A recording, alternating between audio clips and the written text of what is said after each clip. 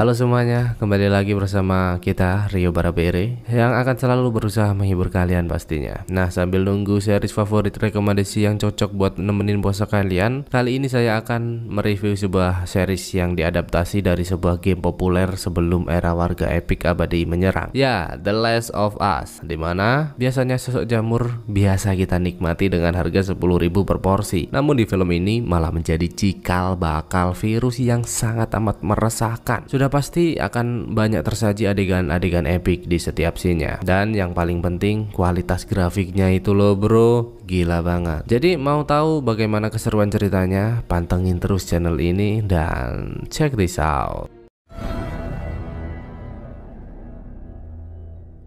Pada tahun 1986, dalam sebuah wawancara TV nasional, terlihat dua ilmuwan hebat yang tengah mendiskusikan bagaimana perkembangan zaman sehingga mereka dapat melewati virus-virus mematikan. Meski harus melewati perjuangan yang panjang, pada dasarnya manusia selalu menang. Tapi ada yang lebih mengerikan dari semua itu. Ya, benar sekali. Jamur. Jamur memang tampak tak berbahaya, namun ada beberapa jenis jamur yang tidak mematikan tapi mengendalikan. Dan hal itu sangatlah berbahaya jika benar-benar terjadi. Contoh misalnya jamur menginfeksi serangga ataupun semut, berjalan melalui peredaran darah ke otak lalu membanjirinya dengan halusinogen sehingga mengubah semut sesuai pikirannya, seperti sebuah dalang menggerakkan boneka. Lalu yang lebih buruk, jamur membutuhkan makanan untuk hidup sehingga terus melalap inangnya dari dalam, dan itu menjaga bonekanya tetap hidup karena secara tidak langsung akan menghindari proses pembusukan. Memang jamur tidak dapat bertahan jika suhu internal inangnya lebih dari 34 derajat. Namun bagaimana jika pemanasan global terjadi dan mereka berevolusi? Salah satu dari semua gen yang ada akan berkembang dan mulai memasuki otak kita sampai akhirnya mengendalikan semua orang. Tak ada pengobatan untuk ini, tak ada pencegahan, tidak ada obat. Jadi jika itu terjadi, kita benar-benar kalah.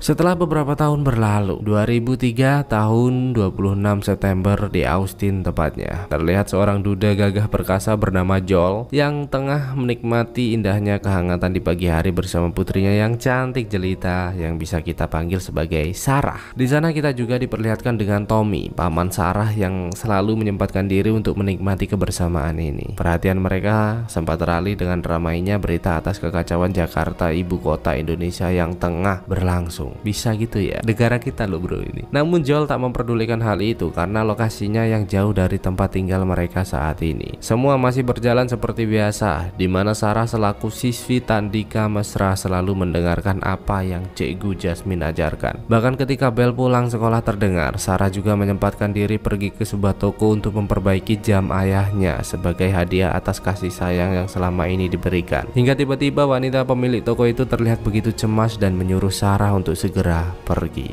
Sarah tentu merasa heran akan hal itu, namun ia tetap mencoba stay positivity seakan semua baik-baik saja, dan bahkan juga menyempatkan diri pergi ke rumah Bude Alder untuk menghabiskan waktu bersama. Siapa sangka, mulai dari sini kejanggalan semakin terlihat jelas, di mana ia melihat nenek tua yang bertingkah aneh, dan bahkan ketika ia beranjak pergi, banyak pesawat tempur lalu lalang seperti sesuatu hal buruk telah terjadi. Sarah pun tak terlalu memikirkan kejanggalan-kejanggalan yang ia alami dan terus menunggu Joel pulang untuk memberikan hadiah yang telah ia siapkan. Sebagai ayah yang mencintai sang putri, tentu ia merasa sangat senang mendapat hadiah jam tangan kecil darinya, walaupun itu jamnya yang sudah rusak lalu cuma dikasih baterai. Dan di tengah-tengah kebersamaan mereka, tiba-tiba Joel menerima panggilan dari Tommy yang saat ini berada di dalam penjara karena terlibat dalam sebuah perkelahian. Sampai akhirnya Joel harus meninggalkan Sarah yang mulai terlelap di sana. Hingga tiba-tiba Sarah terbangun dengan suara keributan yang terus terdengar dan menyadari ayahnya telah pergi, yang tentu saja membuatnya sangat amat cemas. Melihat anjing Bude Alder mendekat, Sarah pun semakin penasaran dan mulai memberanikan diri untuk mencari tahu apa yang sebenarnya telah terjadi. What happened Ayana? Siapa sangka setibanya di sana, Bude Alder telah mati menjadi santapan si nenek yang telah berubah menjadi manusia jamur.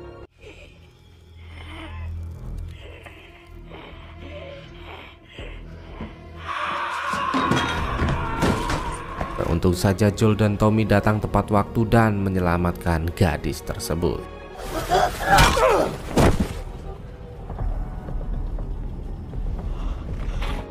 Sarah benar-benar bingung atas apa yang tengah terjadi, namun Joel memintanya tetap tenang karena dirinya juga tak tahu apa yang sebenarnya tengah terjadi. Kamu gak tahu kok bisa tenang tuh gimana? Dan yang terpenting hanyalah pergi meninggalkan tempat ini sejauh mungkin. Ledakan-ledakan kecil jelas membuat suasana semakin mencekam dan bahkan saat ini saluran listrik dan internet juga mulai padam. Joel yang tak mau hal buruk terjadi kepada Sarah pun meminta Tommy terus bergegas pergi tanpa memperdulikan seseorang yang sempat meminta bantuan di sana. Sialnya, mereka lewati telah dipenuhi ribuan warga karena semua mempunyai rencana yang sama, yaitu pergi menjauh mencari perlindungan sejauh mungkin. Untuk itu Joel pun meminta Tommy segera mencari jalan lain dan bahkan ladang gandum milik Pak D Totok juga mereka terabas agar dapat segera keluar dari situasi mencekam ini. Namun siapa sangka mereka malah terjebak dalam kekacauan di mana para perjalan kaki berlari ketakutan saling berusaha menyelamatkan diri dari kejaran manusia jamur yang terus berusaha menyerang. Dan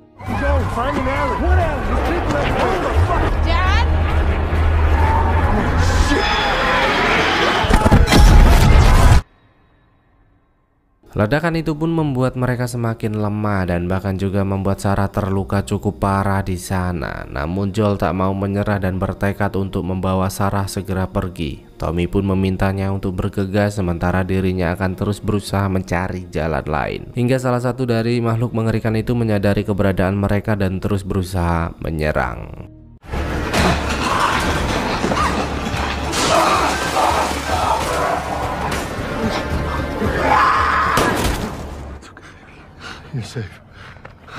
Melihat pria militer yang telah siaga, Joel merasa tenang karena berpikir akan segera mendapatkan perlindungan. Namun siapa sangka pria militer itu ditugaskan untuk membunuh semua manusia yang ditemui untuk mencegah luasnya penyebaran. Bahkan ketika Joel meyakinkan bahwa dirinya tidak terpapar virus, pria itu benar-benar tidak peduli dan langsung melepaskan tembakan ke arahnya. Please don't.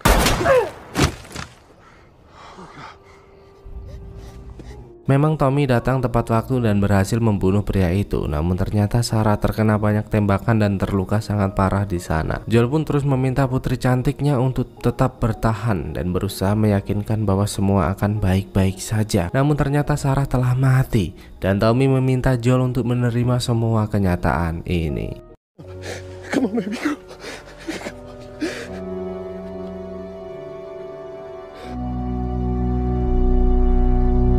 Tak terasa 20 tahun telah berlalu, atau sekarang tahun 2023 tepatnya, tahun ini dimana kini Boston terlihat bocil kematian pengikut setia Winda Saudara tengah terlunta-lunta di tengah kekacauan hingga pihak militer menyadari keberadaannya. Pihak militer pun segera mengevakuasinya dan juga langsung melakukan swab COVID-19 untuk memastikan bahwa bocil itu tidak terjangkit virus yang saat ini telah dikenal sebagai virus Cordyceps. Dan asal kalian tahu, ternyata setelah sekian lama Joel masih dapat bertahan dengan menjadi buruh kasar membakar para manusia terjangkit untuk bertahan hidup. Di sana kita juga diberitahu dengan jelas bahwa kehidupan saat ini diatur dengan sangat amat ketat.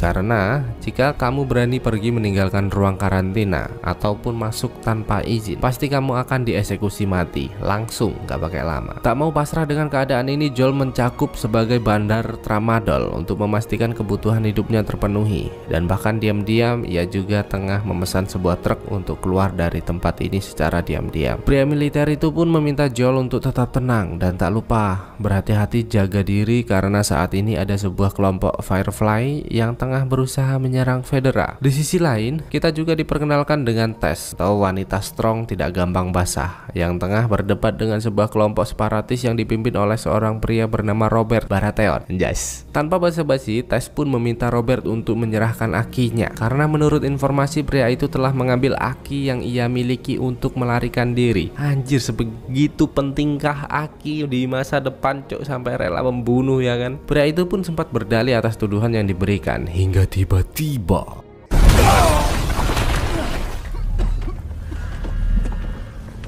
dengan ledakan itu, Tess berusaha pergi melarikan diri. Namun siapa sangka tengah terjadi bentrok antara Fedra atau pusat militer saat ini dengan Firefly, kelompok kecil yang menentang kebijakan pemerintah sejak wabah ini berlangsung.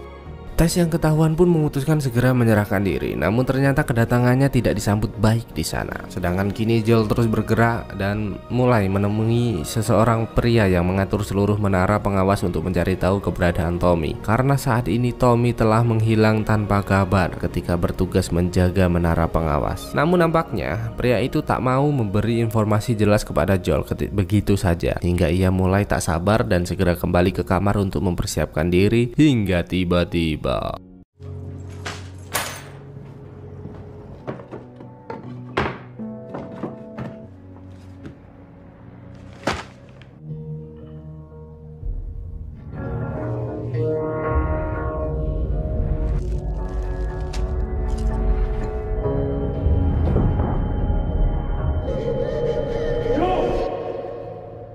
Joel pun terbangun dengan tes yang sudah berada di sampingnya, karena ternyata mereka selama ini telah banyak menghabiskan waktu bersama. Kumpul kebo contohnya bro. Melihat tes babak belur, Joel merasa cemas dan langsung menanyakan siapakah yang berani melakukan ini. Namun tes tak ingin terfokus dengan hal itu karena dirinya mempunyai sebuah kabar buruk di mana Aki yang mereka miliki telah dicuri dan dijual oleh Robert Baratheon.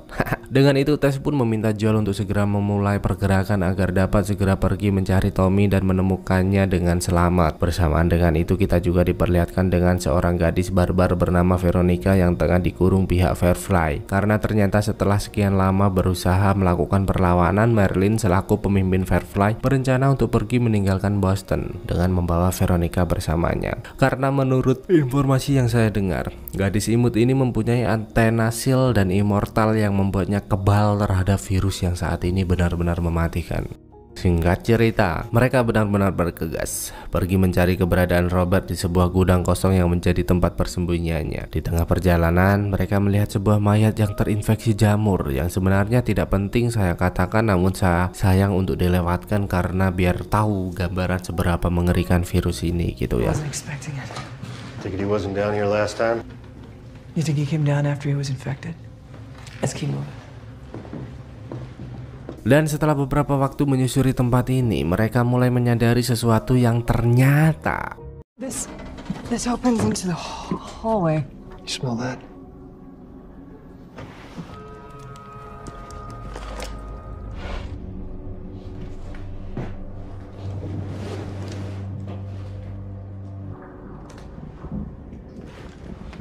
Robert berusaha menjual Aki yang telah ia curi kepada orang lain, di mana ternyata orang yang bertransaksi dengan Robert adalah Merlin, si pemimpin Firefly yang sekaligus mengenal baik Joel di sana. Dengan pertemuan itu, Merlin yang merasa yakin dengan kemampuan Joel pun memintanya untuk menyelundupkan Ellie ke State House dan berjanji akan memberikan apapun kepada Joel sebagai gantinya. Mereka sempat ragu, namun setelah sedikit pertimbangan akhirnya Tess menyetujui hal itu karena ia juga sadar bahwa pergerakan ini tak akan berjalan baik tanpa bantuan orang lain. Benar saja, secara perlahan mereka mulai menyelinap di antara hangatnya selimut tetangga hingga tanpa sengaja berpapasan dengan salah satu pria militer di sana. Tess yang tak mau terjadi keributan pun meminta Joel dan Ellie untuk mengikuti perkataan pria militer yang akan melakukan pemeriksaan. Dan pria militer itu adalah sang pembeli tramadol yang kemarin dikasih obat sama Joel. Kebetulan, yang sangat kebetulan ya. Namun tiba-tiba Ellie malah menyerang dan Get out of the fucking way! Whoa, whoa!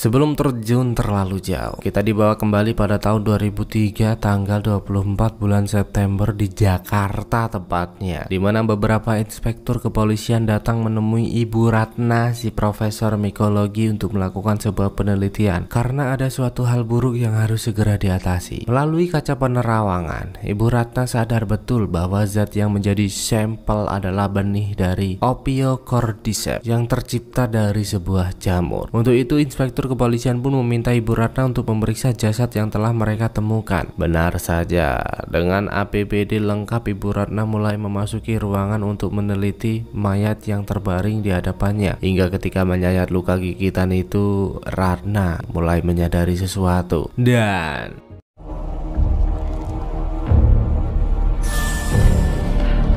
Ibu Ratna sangat amat ketakutan dengan apa yang telah ia lihat, sehingga inspektur kepolisian mengatakan bahwa mayat itu ditemukan di pabrik tepung dan gandum 30 jam lalu setelah seorang wanita tiba-tiba melakukan penyerangan. Ibu Ratna semakin cemas dan menanyakan di mana sisa para pekerja berada. Inspektur kepolisian menjelaskan bahwa 14 diantaranya telah menghilang dan Ibu Ratna saya panggil ke sini untuk membuatkan vaksin ataupun penawar virus ini. Namun Ibu Ratna menegaskan bahwa seumur hidup sudah ia korbankan untuk mempelajari masalah-masalah seperti ini, dan kalian tahu apa jawabannya? Ya, seperti yang kita duga, tidak ada obat, tidak ada vaksin, dan tidak ada kesembuhan untuk virus ini. Jalan satu-satunya hanyalah pengeboman secara massal seluruh kota ini beserta seluruh isinya untuk menghentikan penyebaran. Ibu Ratna benar-benar sedih atas apa yang ia katakan, namun tak ada cara lain lagi untuk menghentikan hal ini.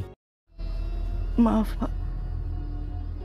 Kini, Ellie pun terbangun dengan Joel dan Tess yang siaga 86 memandanginya karena alat swab yang sempat menunjukkan bahwa gadis itu terindikasi benar-benar membuat mereka harus waspada. Ellie pun tak menyangkal hal itu dan mulai memberitahu bahwa dirinya memang pernah tergigit namun tidak terinfeksi. Memang terdengar aneh dan Joel langsung berpikir mencari cara lain untuk mendapatkan Aki dan meninggalkan Ellie di sana. Namun tidak dengan Tess yang masih merasa penasaran dan meminta sedikit waktu kepada Joel untuk menunggu. Dengan itu Ellie pun menunjukkan bagaimana kesadarannya masih terjaga 100% dan tak terpengaruh infeksi sedikit pun seperti apa yang mereka pikirkan. Hingga Tess mulai mendekat dan meminta Ellie untuk menceritakan semua tentang dirinya.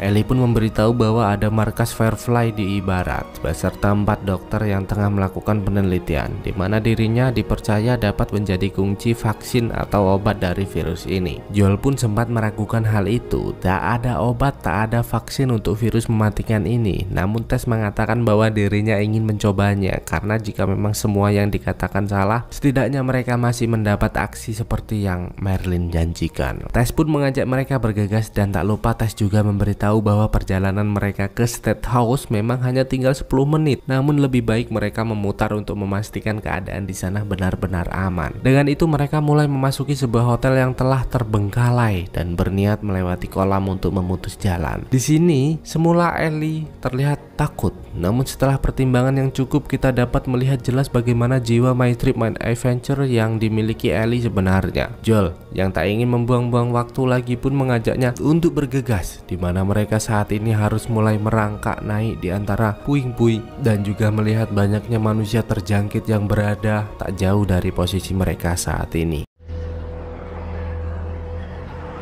They're connected. More than you know.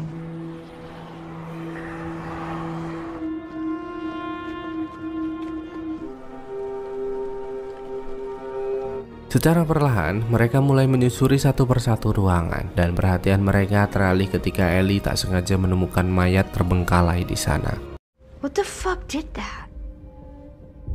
Untuk itu mereka sadar bahwa masih ada makhluk yang berada di dalam ruangan ini dan tentu saja mereka harus menambah kewaspadaan demi keselamatan bersama. Hingga dugaan mereka benar-benar terjadi, di mana ada makhluk buta dari gunung gua hantu mulai mendekat dan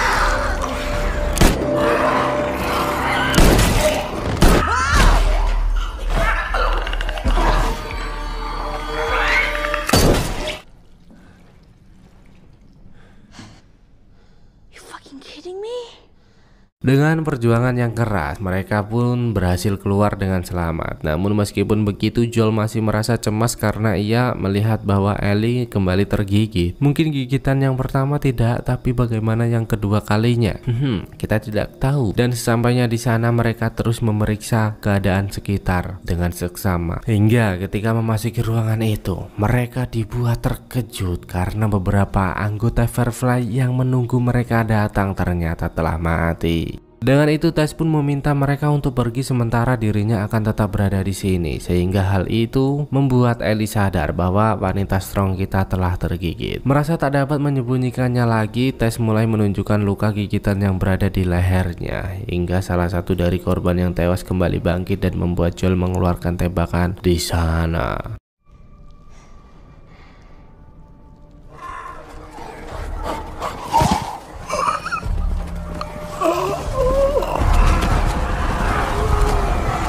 Siapa sangka hal itu membuat monster-monster yang berada di luar menyadari keberadaan mereka. Tess yang sadar akan kondisinya saat ini pun segera meminta mereka untuk segera pergi, sementara dirinya akan berusaha menghentikan mereka. Meskipun berat, Joel pun benar-benar membawa Ellie untuk segera pergi. Dan duar memel.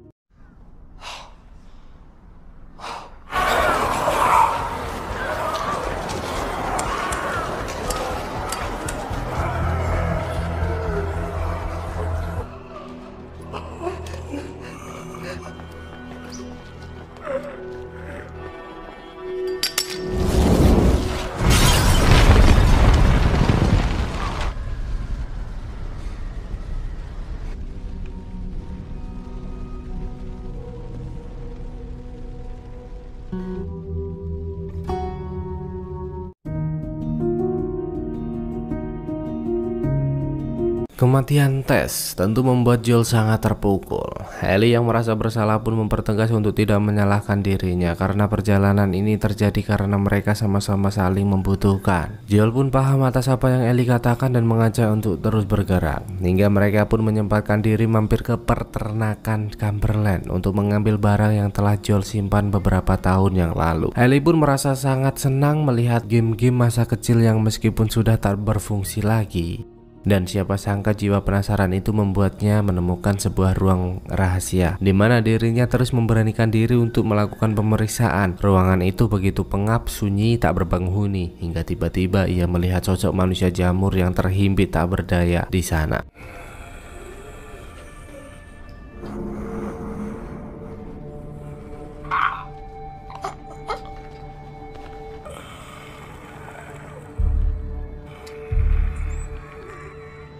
Jika ABG pada umumnya lari menyelamatkan diri, namun tidak dengan Ellie yang justru malah mendekat untuk mengobati rasa penasaran atas makhluk yang selama ini meresahkan.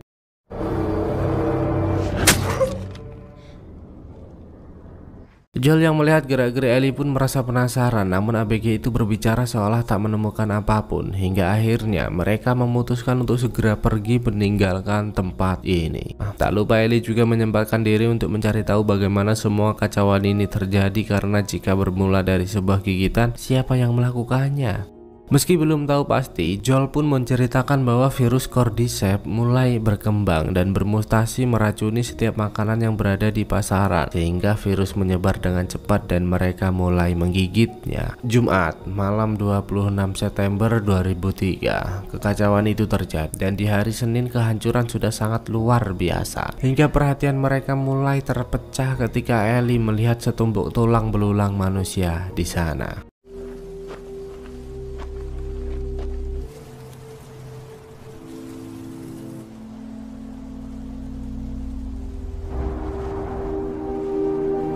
Pada tanggal 30 September 2003, atau lebih tepatnya seminggu setelah kekacauan ini berlangsung, pihak militer berbondong-bondong mengevakuasi para warga dengan dalih membawa mereka pergi ke tempat yang lebih aman, yang padahal akan dieksekusi mati untuk memutus penyebaran. Jahat banget ya.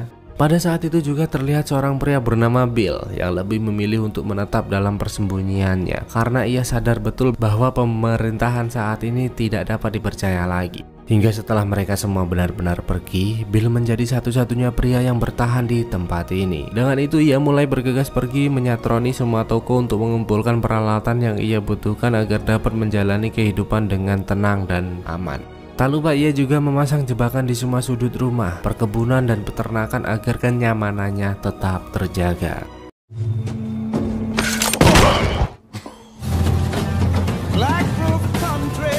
Tanpa terasa, bertahun-tahun sudah Bill menjalani kehidupan ini. Hingga pada 2007, tanpa sengaja ada seorang pria yang terperosok masuk ke dalam jebakan yang ia siapkan untuk manusia jamur yang berusaha mendekat. Are you hurt?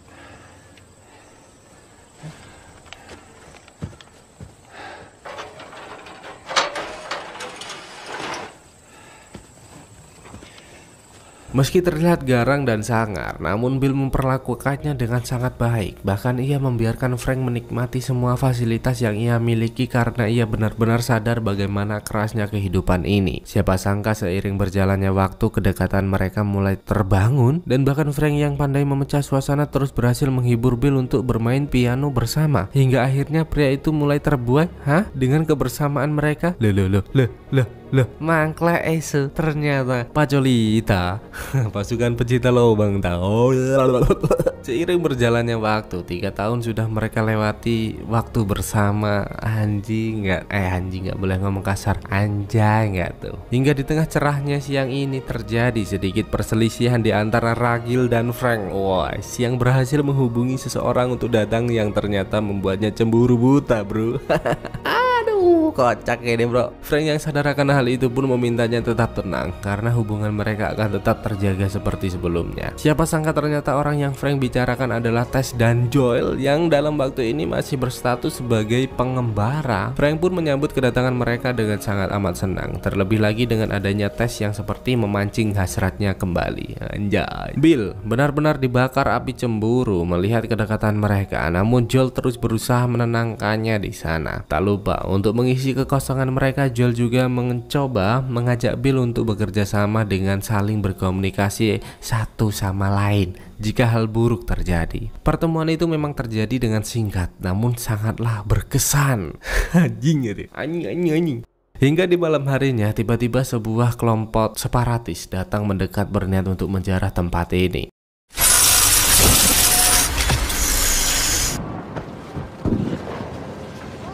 Frank pun terbangun dan terlihat dengan sangat cemas sehingga ia segera menyusul Bill yang ternyata tengah melakukan perlawanan di sana.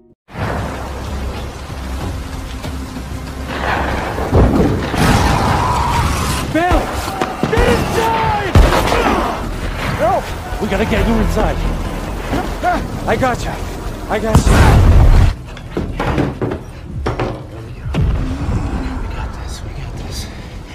Bill yang merasa tak dapat bertahan lagi pun meminta Frank untuk pergi menemui Joel karena diam-diam dirinya sudah menitipkan sesuatu untuknya. Namun Frank tak menyerah dan memintanya untuk bertahan karena ia sangat yakin bahwa semua akan tetap baik-baik saja. Tanpa terasa 20 tahun sudah kita mengikuti kisah kebersamaan Bill dan Frank, di mana kini kegagahan mereka sudah mulai luntur dimakan usia dan bahkan Frank sudah sakit-sakitan tak bisa berbuat apa-apa lagi karena terlalu sering digasak sama si Bill. Meskipun begitu, Bill tetap terus merawatnya dengan baik dan juga selalu menemaninya dengan sabar karena rasa cintanya yang begitu besar.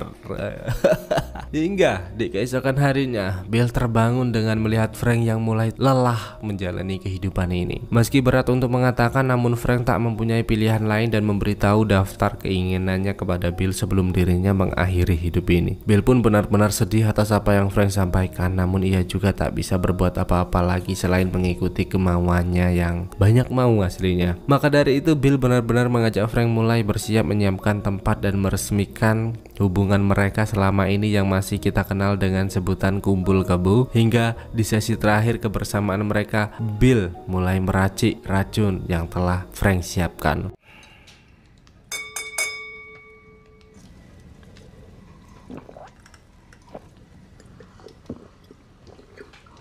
Siapa sangka Bill tak hanya menaruh racun ke dalam minuman Frank karena dirinya tak ingin hidup sendiri dengan rasa bersalah atas kepergian seseorang yang telah selalu menemaninya. Dan kisah cinta yang begitu berskandal pun berakhir.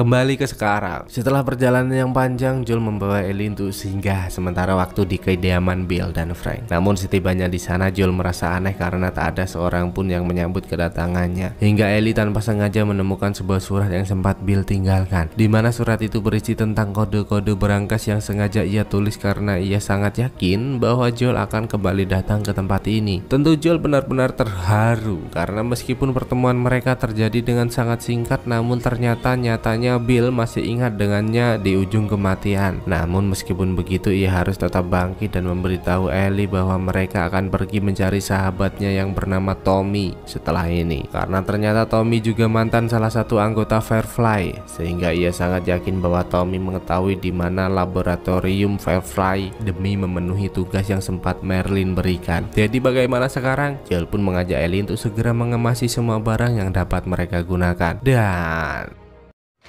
This guy was a genius. Dude. No.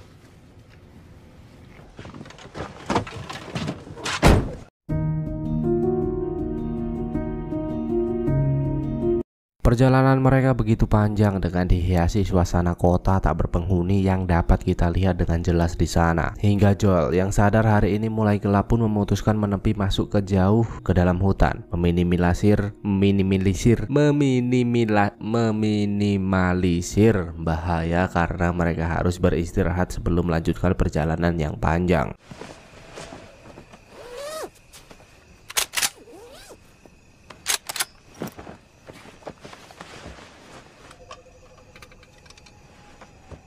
Di pagi yang cerah, Ellie terbangun dengan Joel yang sudah bersiap untuk kembali memulai perjalanan ini. Berbekal dengan sebuah peta, Joel pun memintanya untuk mencari titik lokasi Wyoming karena ia mendapat kontak terakhir dari Menara Cody atas keberadaan Tommy. Singkat cerita, perjalanan mereka sempat terhenti dengan adanya blokade jalan, sehingga Joel harus segera memutuskan untuk mencari jalan lain. Namun tiba-tiba ada seseorang yang berusaha menghentikan mereka, sehingga ia mulai menyadari bahwa ada suatu hal buruk yang akan terjadi. Dan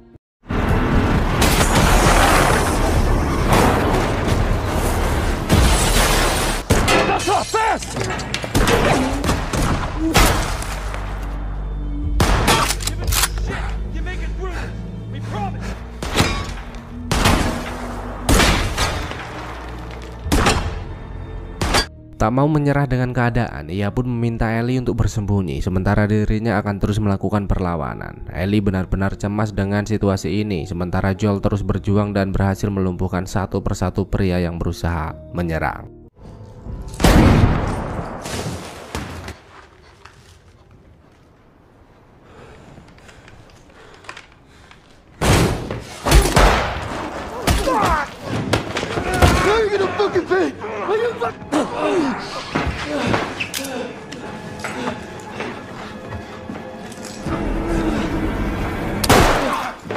Hingga ketika Joel mulai tersudut, Ellie memberanikan diri mengeluarkan senapan kecil yang sempat ia ambil dari kediaman Bill dan membantunya di sana. Seketika pria itu memelas meminta pengampunan untuk tetap hidup, namun dengan segudang pengalaman yang terkantongi, Joel benar-benar tak mau mengambil resiko dan meminta Ellie menjauh agar tak melihat bagaimana dirinya akan mengakhiri semua ini. Get back behind the wall. No, I'm sorry. Please, I'm sorry, please. No, we can just stop. Mom!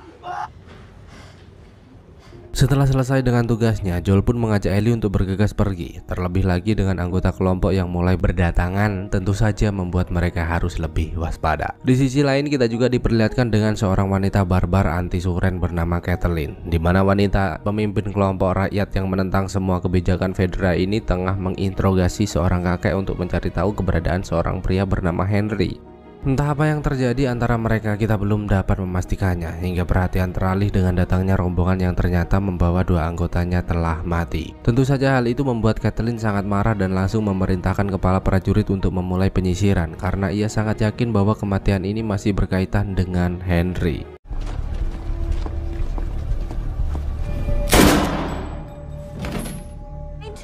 did this?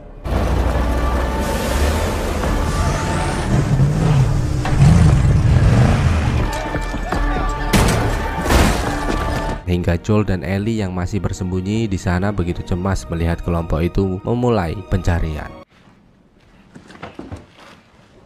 Joel belum tahu kelompok apa yang ia hadapi saat ini, namun ia sangat yakin bahwa semua akan tetap baik-baik saja. Tak lupa ia juga kembali membahas Ellie yang telah mendapatkan senapan dan berhasil menggunakannya dengan sangat baik. Untuk itu, ia mulai mengizinkan Ellie untuk menyimpan senapannya sendiri.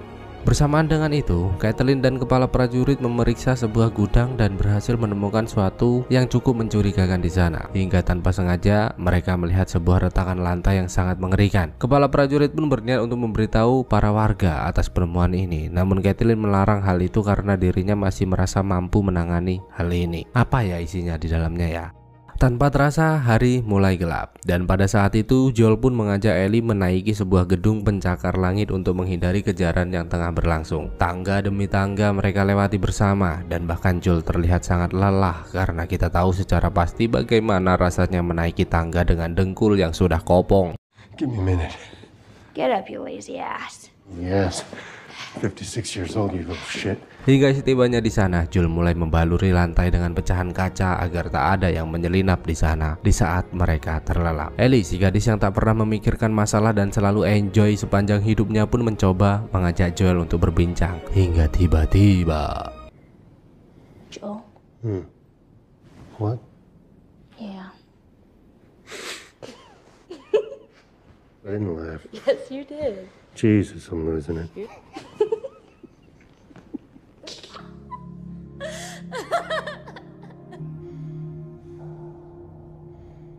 Joel!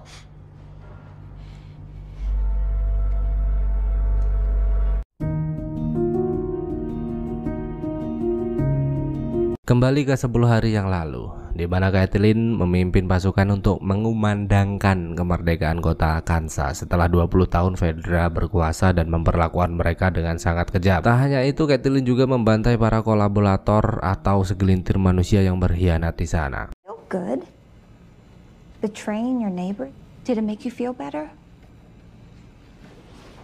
Kill them.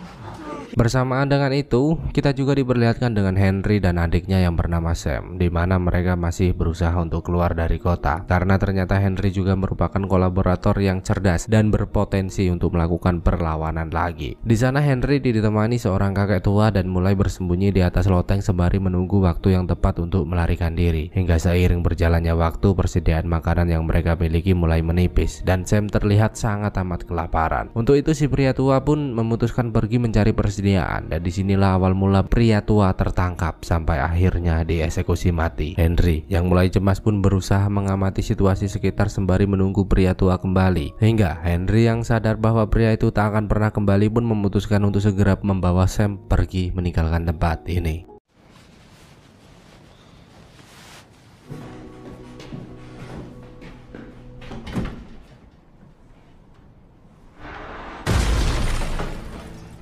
Hingga tiba-tiba terdengar suara baku tembak yang ternyata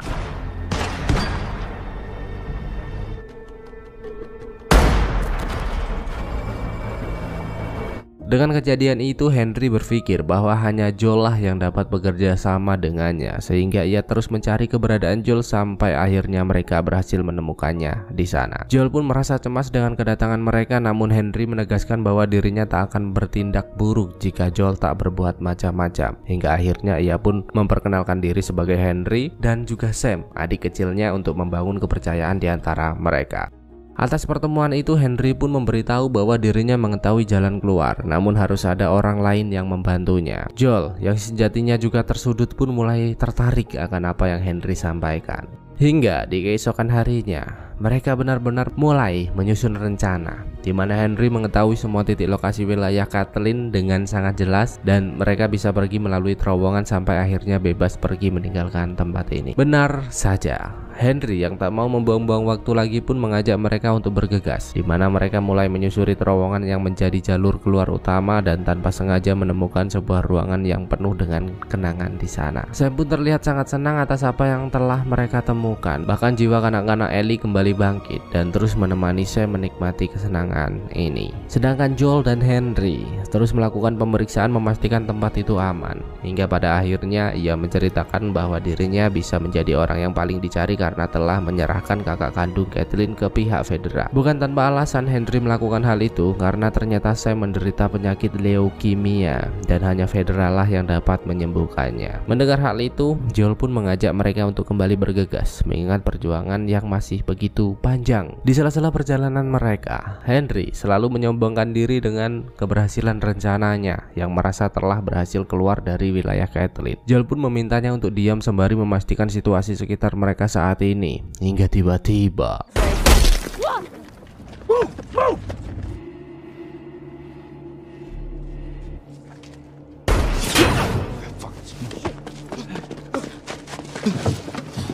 peluru mulai berterbangan yang ternyata ada seorang sniper dari Kathleen yang telah mengawasi mereka. Joel yang sudah tak sabar lagi pun meminta mereka untuk menunggu, sementara dirinya akan memutari sniper yang terus melepas tembakan untuk mendekat dan menghabisinya. Secara perlahan Joel mulai menyelinap di antara bangkai-bangkai mobil yang terparkir sampai akhirnya berhasil tiba di sana dan meminta sniper tua itu untuk diam. Put the gun down. Slide it over to me. That's all you have to do.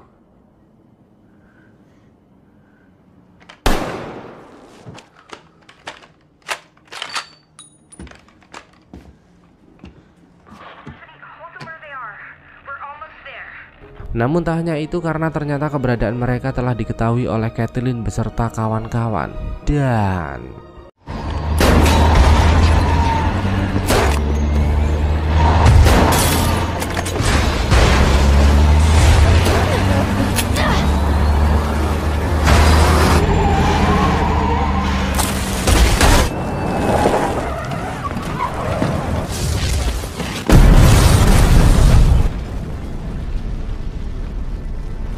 Okay?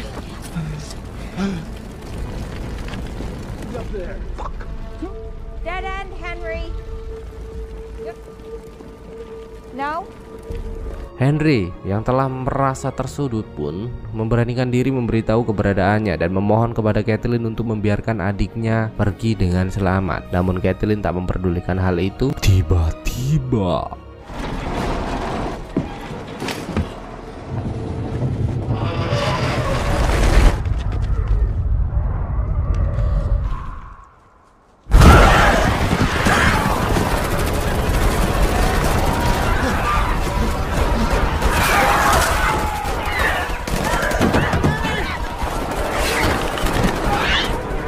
dan manusia-manusia jamur yang selama ini bersemayam di dalam kubur mulai bangkit dan langsung menyerang.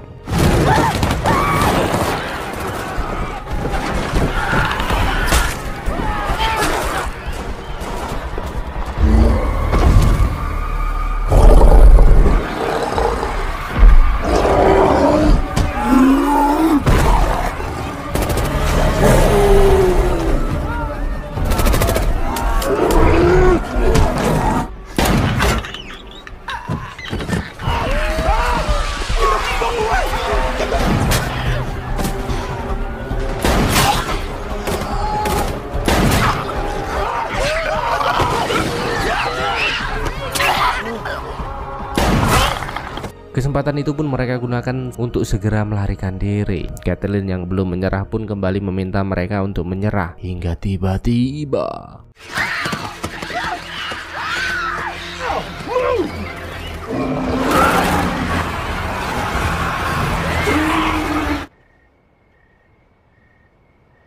dengan kejadian itu, Joel merasa bahwa mereka akan lebih aman jika terus bersama. Henry pun menyetujui hal itu karena saat ini Sam juga benar-benar membutuhkan Ellie untuk mengisi hari-harinya yang selalu kesepian. Terlihat jelas mereka berbincang asik tanpa beban, namun siapa sangka secara diam-diam Sam memberitahu bahwa dirinya telah tergigit. Ellie pun memintanya untuk tenang karena ada darahnya yang dapat mematikan virus ini.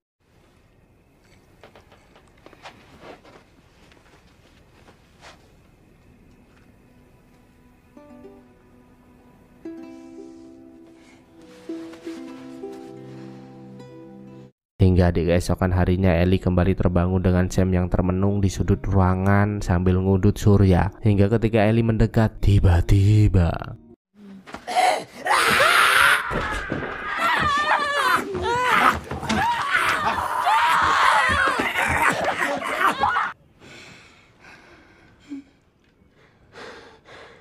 Ellie.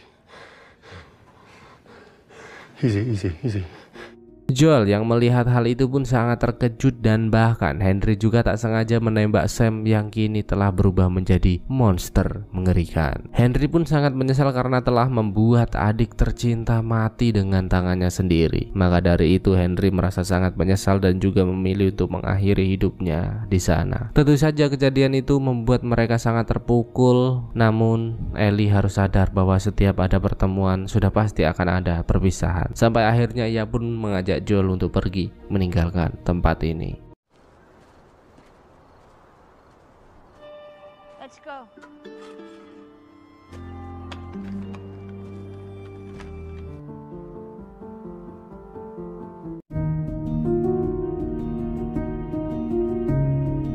Mohon maaf kalau suara saya agak lemes karena saya lagi puasa dan sekarang adalah jam 10 dimana lagi haus-hausnya. Ya mohon pengertiannya ya. Oke lanjut. Seiring berjalannya waktu, Joel dan Ellie pun terus bergerak dari satu kota ke kota lain hingga mereka tiba di sebuah wilayah bersalju dan singgah di gubuk kecil yang dihuni sepasang lansia di sana. Tak mau keributan terjadi, Joel pun menjelaskan bahwa dirinya tidak mempunyai niat buruk atas kunjungan ini. Pasangan tua kita pun terlihat begitu tenang karena dengan jam terbang yang tinggi membuat mereka merasa kedatangan Joel dan Ellie bukan masalah besar untuk mereka. Dengan itu, Joel pun mulai membuka peta dan menanyakan jalan terbaik yang dapat mereka lewati untuk menuju ke barat mengambil kitab suci. Si kakek tua menjelaskan bahwa mereka harus pergi melewati jalur utara untuk menghindari sungai kematian karena selama ini mereka seringkali menemukan mayat-mayat dari para pejalan kaki yang mati secara misterius. Seketika Joe terdiam, merasa ragu melanjutkan perjalanan. Namun Ellie mengajaknya terus bergegas menyelesaikan misi dari Merlin dan juga mencari keberadaan Tommy. Bahkan Ellie, si ABG barbar kita juga sangat yakin bahwa mereka akan berhasil melewati perjalanan ini bersama. Kaki-kaki kecil itu terus melangkah, membelah luasnya gunung salju dan melewati malam yang panjang bersama. Di sana Ellie mencoba mencari tahu kemana Joel akan pergi setelah semua perjalanan ini. Joel yang sejatinya sudah mulai lelah pun mengatakan bahwa dirinya akan membangun sebuah tempat kecil untuk berternak dan menghabiskan sisa hidupnya di sana. Dan singkat cerita, perjalanan mereka terus berlanjut dengan diiringi cuitan-cuitan resah yang selalu Ellie lontarkan. Hingga tanpa sengaja wanita itu mulai merasa bahwa mereka telah memasuki wilayah sungai kematian. Hingga tiba-tiba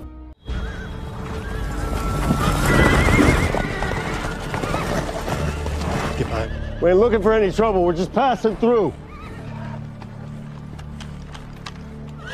sebuah kelompok penunggu gunung datang mendekat untuk meminta mereka menyerahkan diri dan mencoba mencari tahu apa maksud dan tujuan mereka berada di tempat ini, dan segera melepaskan anjing pelacak untuk memastikan bahwa mereka tidak terinfeksi. Anjing itu pun mulai mendekat dan tentu saja Joel lolos dengan mudah karena dirinya benar-benar pria yang sehat. Hingga ketika anjing itu mulai mendekati Ellie, Joel merasa cemas jika mereka mengetahui keistimewaan yang Ellie miliki. Namun siapa sangka anjing itu malah terlihat begitu dekat dengan Ellie, sehingga mereka mulai mendapat perlakuan yang baik di sana. Dengan itu Joel menjelaskan bahwa dirinya berada di tempat ini untuk mencari saudaranya yang menghilang, dan salah satu anggota kelompok yang mendengar hal itu pun langsung mendekat seperti mengetahui sesuatu. Untuk itu Joel dan Ellie pun dibawa pergi ke sebuah pemukiman padat penduduk yang dipenuhi dengan orang-orang yang baik yang saling melengkapi satu sama lain, dan siapa sangka ia melihat Tommy berada di sana.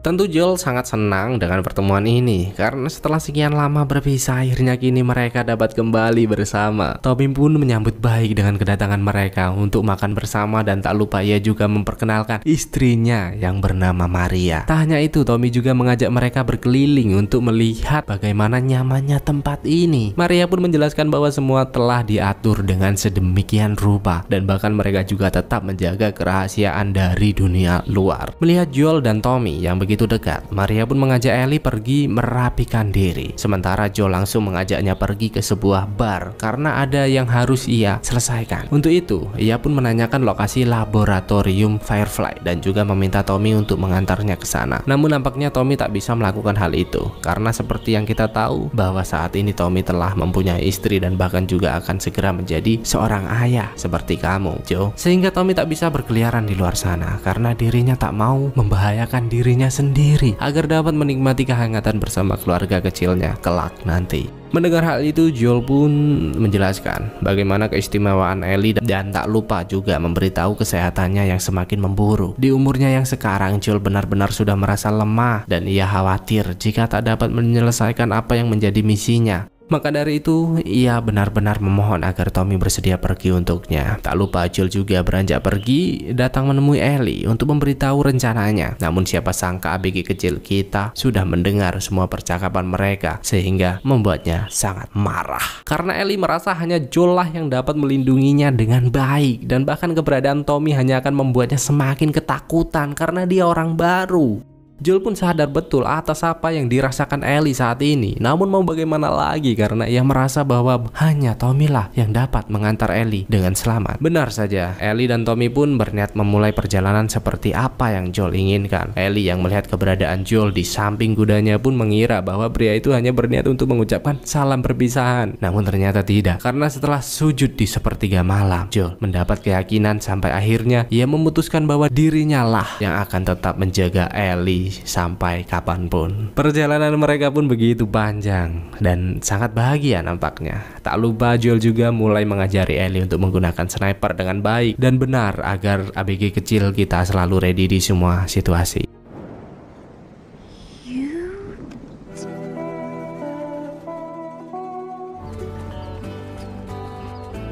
Hingga setelah perjalanan yang begitu panjang, akhirnya mereka pun tiba di markas besar Firefly. Untuk itu Joel mengira bahwa tugasnya akan segera selesai dan dapat segera menikmati ketenangan di hari tuanya. Namun sepertinya tempat itu telah kosong dan sudah sangat lama ditinggalkan. Joel yang tak mau menyerah begitu saja pun terus melakukan pemeriksaan, berharap dapat menemukan sesuatu yang dapat ia jadikan sebagai petunjuk di perjalanan selanjutnya. Hingga siapa sangka, mereka mulai menyadari beberapa pria misterius yang mulai mendekat. Joel yang tak mau Ellie dalam bahaya pun mengajaknya untuk segera pergi. Sialnya, pelarian mereka disadari oleh salah satu pria misterius di sana, sehingga baku hantam tak dapat dihindarkan lagi.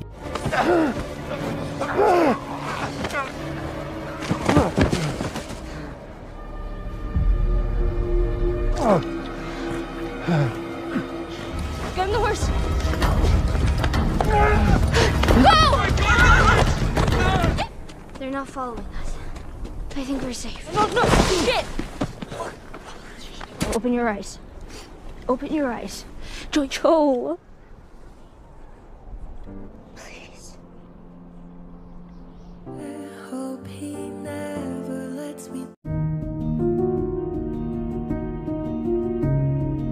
Ellie yang tak mau melihat Joel mati pun segera membawanya pergi ke tempat yang lebih aman dan berusaha memberinya pertolongan di sana. Namun Joel merasa bahwa ini semua adalah akhir, sehingga ia memaksa Ellie untuk kembali menemui Tommy dan melanjutkan perjalanan bersamanya saja.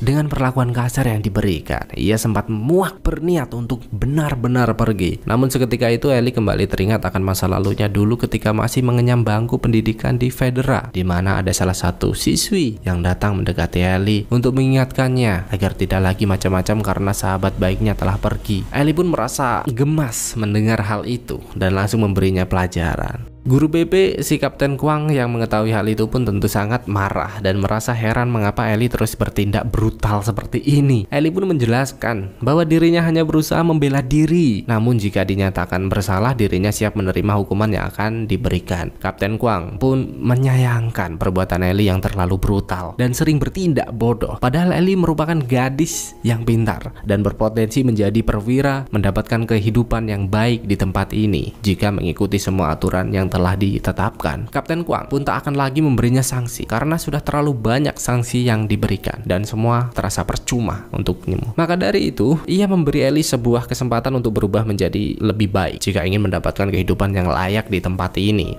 Hingga di malam harinya di saat Ellie mulai terlelap, tiba-tiba seseorang berusaha menyelinap masuk ke dalam yang ternyata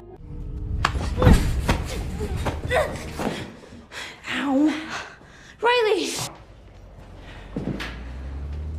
Riley, sahabat baik Ellie yang telah pergi melarikan diri selama beberapa abad terakhir, kembali datang, yang tentu saja membuatnya sangat bahagia. Riley pun menjelaskan bahwa dirinya kabur dari Federa untuk bergabung dengan Firefly agar mendapatkan kehidupan yang lebih baik. Di sini kalian pasti kaget karena Firefly dan Federa itu adalah musuh bebuyutan. Ini adalah dua orang sahabat yang berada di dua sisi pihak yang berbeda. Sangat unik, bukan? Tentu saja perkataan itu seperti lelucon untuknya karena seperti yang kita tahu bahwa selama ini mereka berlatih hanya untuk melawan Firefly. Riley pun memintanya untuk tak memikirkan hal itu dan mulai mengajaknya pergi ke suatu tempat karena dirinya ingin menunjukkan sesuatu yang indah untukmu. Semula, Ellie menolak dan merasa ragu atas ajakan yang diberikan. Namun Riley terus meyakinkan bahwa malam ini akan menjadi malam terindah yang pernah Ellie lewati. Dengan itu mereka mulai bergegas di antara heningnya malam dan para petugas yang berjaga. Lorong demi lorong mereka lewati bersama dengan sangat bahagia hingga ada sebuah momen di mana mereka menemukan sebuah mayat yang telah terbujur kaku. Dan tahukah apa yang akan mereka lakukan?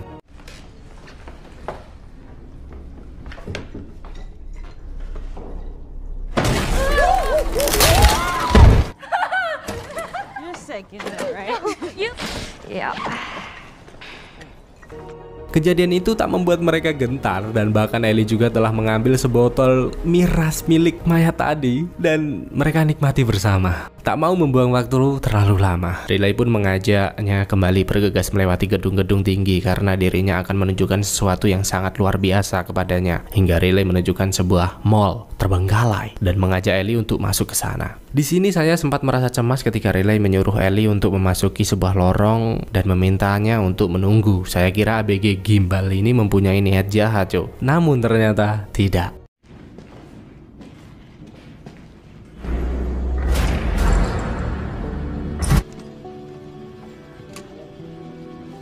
What do you think? Seketika lampu-lampu mulai menyala dan sebuah pemandangan indah membuat Ellie benar-benar tersepona di sana. Tak puas sampai di sana, Riley meminta Ellie untuk terus mengikutinya karena ia telah menemukan 5 hal menyenangkan yang berada di tempat ini. Dari eskalator berjalan, maju mundur, cantik, komedi putar ciri khas pasar malam, kotak box foto, shoot ala-ala anak hits di masa lalu, dan bahkan juga menikmati video game unlimited tanpa memikirkan kuota. Kebahagiaan jelas terpancar mereka lewati bersama. Dan ini menurut saya merupakan sebuah kisah persahabatan yang benar-benar tulus di antara mereka. Setelah beberapa jam berlalu, Ellie merasa hari mulai larut malam dan dirinya harus segera kembali ke asrama agar tak lagi membuat masalah. Namun sebelum itu, Riley mengajaknya untuk pergi ke sebuah tempat di mana ia juga telah menyimpan sebuah komik untuk mereka nikmati bersama. Dan tanpa sengaja Ellie menemukan beberapa bom yang telah dirakit hingga ia mulai sadar bahwa Riley memang ditempatkan di tempat ini untuk menghancurkan asrama seperti apa yang telah dilakukan kelompok Firefly sebelumnya. Yang tentu saja hal itu membuatnya sangat amat marah. Riley pun menjelaskan bahwa dirinya tak akan mungkin membiarkan mereka merusak asrama selama masih ada Ellie di sana. Bahkan secara terang-terangan Riley memberitahu bahwa dirinya ditugaskan Firefly untuk menjaga pos yang berada di Atlanta dan dirinya kembali hanya untuk menemui Ellie sebelum dirinya benar-benar pergi. Meskipun begitu, Ellie tetap saja terlihat sangat kecewa dan mulai beranjak pergi karena ia benar-benar tak menyangka bahwa sahabatnya akan bertindak senekat ini. Hingga langkah kakinya pun terhenti ketika mendengar suara jeritan dan langsung bergegas kembali menemui Riley untuk memastikan keadaannya baik-baik saja.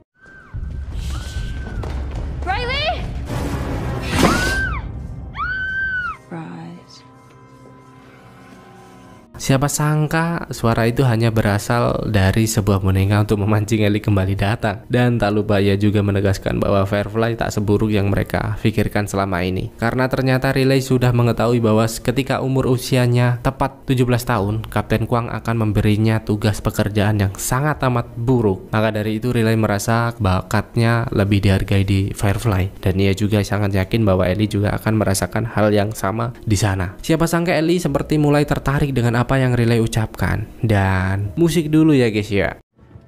Hey.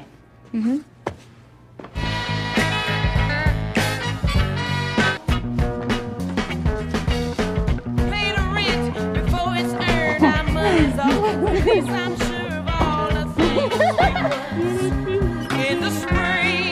Sayang sekali keseruan itu tak berlangsung lama karena ternyata ada seekor manusia jamur yang diam-diam mengintai dan datang menyerang hingga baku hantam tak dapat dihindarkan lagi.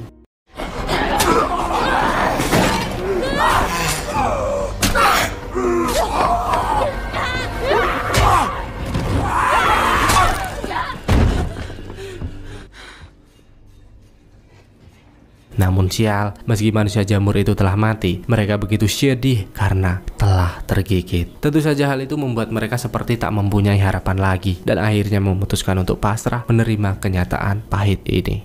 Dengan sedikit kilas balik kisah Ellie, ia mulai sadar dan tak ingin lagi kehilangan seseorang yang berarti dalam hidupnya, hingga ia langsung mencari peralatan dan kembali berusaha mengobati luka Joel di sana.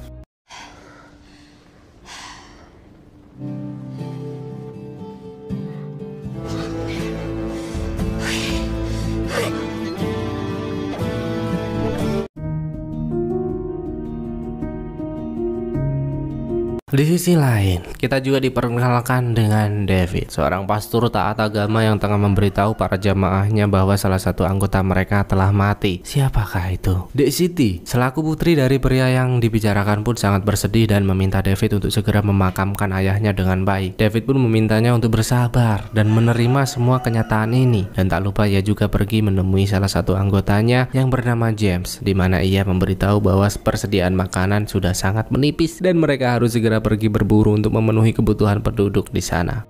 Sementara itu Ellie terus merawat luka Joel dengan baik dan juga beranjak pergi mencari persediaan makanan untuknya. Di tengah ekstrimnya cuaca dingin ini, Ellie menyusuri hutan berharap dapat menemukan sesuatu. Hingga tiba-tiba ia melihat seekor rusa yang besar dan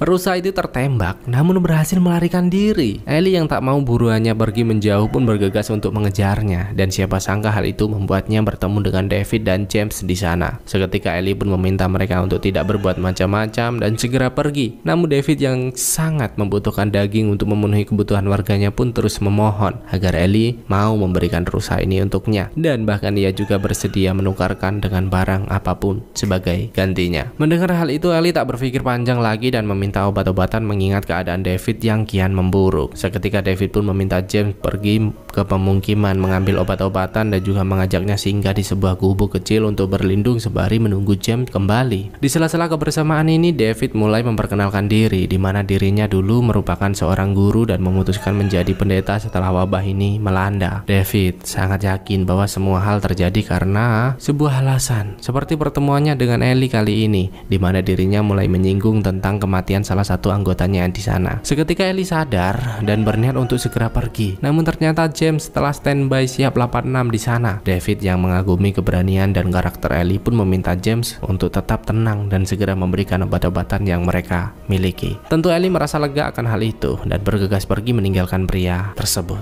Dan setibanya di sana, Ellie pun bergegas menangani Joel yang meskipun tidak sepenuhnya menguasai ilmu keperawatan, namun setidaknya ia mau berusaha untuk menyelamatkannya. Bagus Ellie, bagus.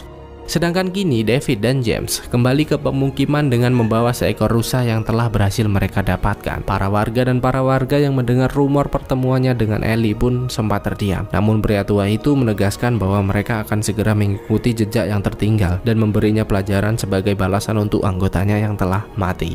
Dengan Dexity meminta David untuk langsung membunuhnya karena nyawa harus dibalas dengan nyawa.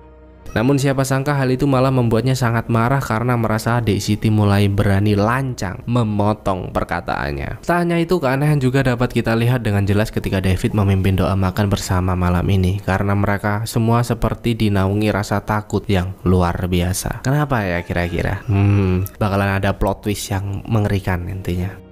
Di pagi harinya, David dan beberapa anggotanya benar-benar mulai mencari keberadaan Joel. Ellie yang menyadari hal itu pun bergegas datang mendekati Joel untuk memintanya segera bangkit. Namun keadaannya belum benar-benar pulih dan hanya bisa terdiam di sana. Dengan itu, Ellie mulai meletakkan sebuah pisau dan bergegas pergi untuk mengalihkan perhatian mereka.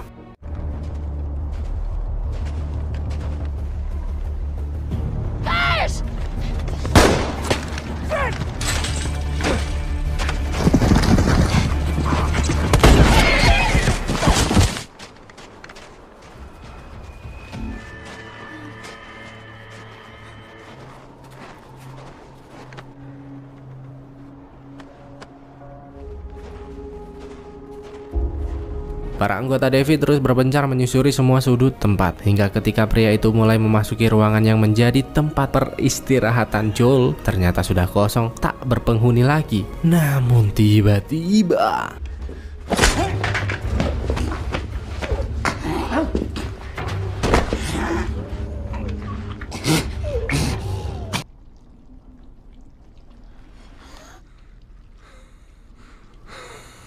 meski keadaannya belum benar-benar pulih, namun jiwa pemburu Joel begitu membara sehingga berhasil mengendalikan situasi di sana. Bahkan setelah perjuangan yang menguras tenaga, Joel berhasil menahan 2 di antara mereka dan langsung melakukan penginterogasian yang sangat kejam tentunya untuk mencari tahu keberadaan Ellie. Pria itu pun tak kuat lagi menahan rasa sakit yang diberikan hingga terpaksa memberitahu tempat persembunyian dan berharap nyawanya dapat terselamatkan. Namun tidak semudah itu Ferguson, karena konsekuensi untuk orang yang berani mengganggu ketenangan Joel adalah mati. No. Kini, Ellie pun tersadar dengan keadaan terkurung dan tak sengaja melihat potongan telinga di sana. What the fuck, man? Pada saat itu David juga datang mendekat membawakan makanan untuknya. Namun tentu saja Ellie menolak mentah-mentah makanan itu karena dengan potongan telinga yang terlihat, ia sadar bahwa David telah makan manusia untuk memenuhi kebutuhan perutnya selama ini. Waduh. David pun tak menyangkal hal itu dan malah menjelaskan bahwa sebagai pemimpin yang baik, ia harus mengorbankan sedikit orang demi keselamatan penduduknya. Tak lupa ia juga kembali merayu Ellie untuk bergabung karena ia merasa bahwa Ellie merupakan gadis hebat, calon pemimpin masa depan yang dirasa dapat menjadikan tempat ini lebih baik. Ellie pun berpura-pura tertarik akan tawaran yang diberikan hingga David mulai mendekat dan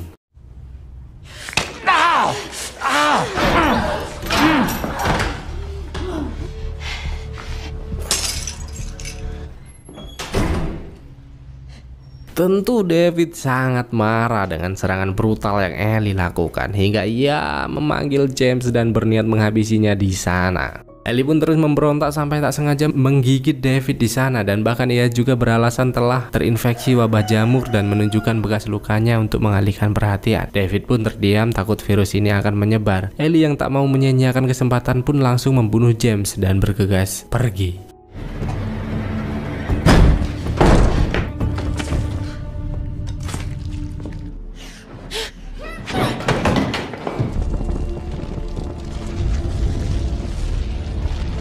Ellie! Ellie?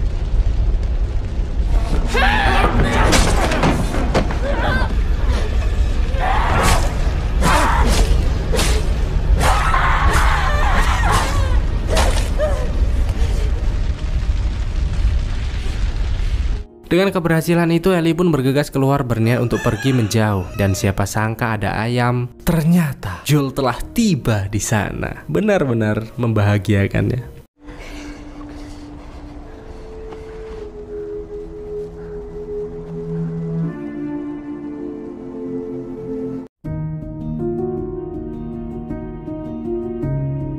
Bersamaan dengan itu, kita juga diperlihatkan dengan seorang wanita bernama Anna yang tengah hamil besar dan harus terus bergerak mencari tempat persalinan yang aman. Di sana, Anna pun berjuang dengan sekuat tenaga dan suasana semakin mencekam ketika seekor manusia jamur datang menyerangnya.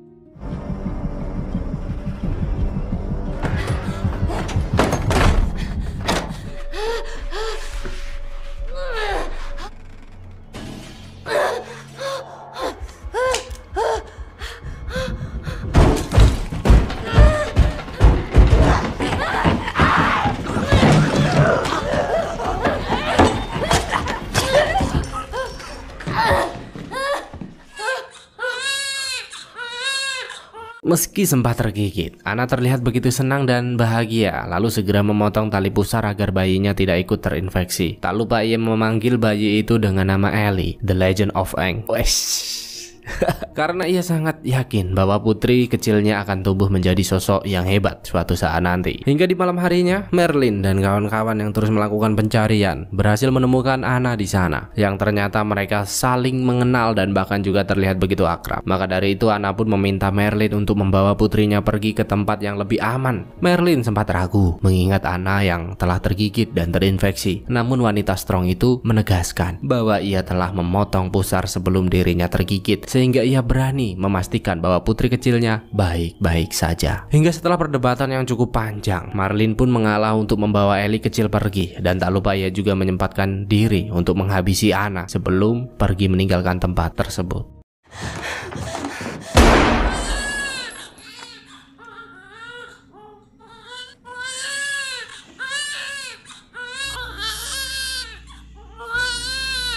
Kini nampaknya perkataan Anna benar-benar terbukti, di mana seperti yang kita tahu bahwa Ellie telah tumbuh menjadi sosok wanita yang kuat dan tahan lama. Namun dengan kejadian yang baru saja mereka alami, membuat Ellie terus terdiam dan sering mengasingkan diri. Joel yang menyadari hal itu pun mengajaknya kembali bergegas agar segera menemukan tempat laboratorium Firefly seperti apa yang menjadi tujuan utama mereka. Seiring berjalannya waktu, mereka mulai memasuki bangunan-bangunan tua dan tanpa sengaja menemukan sebuah kelinci dan menyadari bahwa masih ada kehidupan lain yang tentu saja membuat mereka sangat bahagia.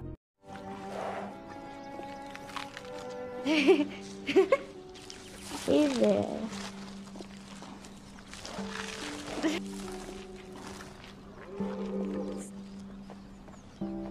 Namun meskipun begitu, Joel juga tak tega melihat Ellie yang terus merenung dan mengajak kembali ke wilayah Tommy untuk menikmati hidup, karena ia tahu bahwa di depan ada hal lebih buruk yang akan mereka lewati dan ia khawatir mentalitas Ellie akan semakin memburuk. Ellie pun menolak dengan tegas karena setelah apa yang mereka lewati bersama, ia tak mau perjalanan ini berakhir sia-sia. Untuk itu mereka pun kembali melanjutkan perjalanan, dan bahkan Joel juga terus menceritakan bahwa kisah tentang putrinya hingga tiba-tiba 5 out of 10.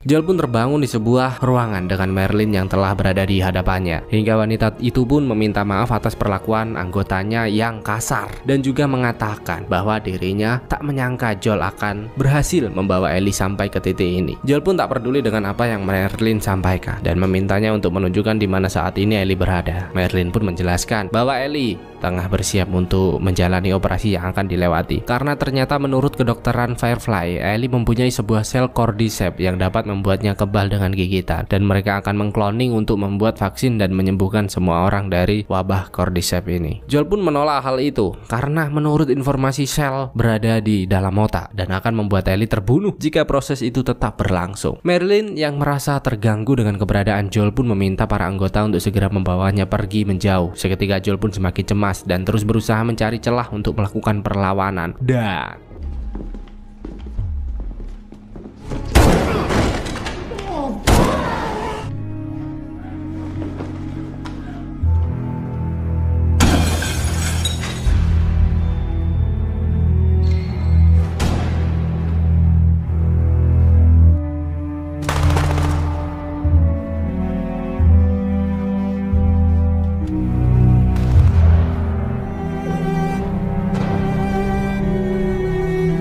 satu persatu petugas yang berjaga berhasil dilumpuhkan dan Joel bergegas pergi ke ruang operasi untuk segera membawa Ellie pergi. Dokter yang melihat Joel mendekat pun menyuruhnya untuk segera mundur. Namun kali ini Joel benar-benar tak mau bermain-main lagi dan bahkan langsung membunuh dokter yang mencoba menghalanginya di sana.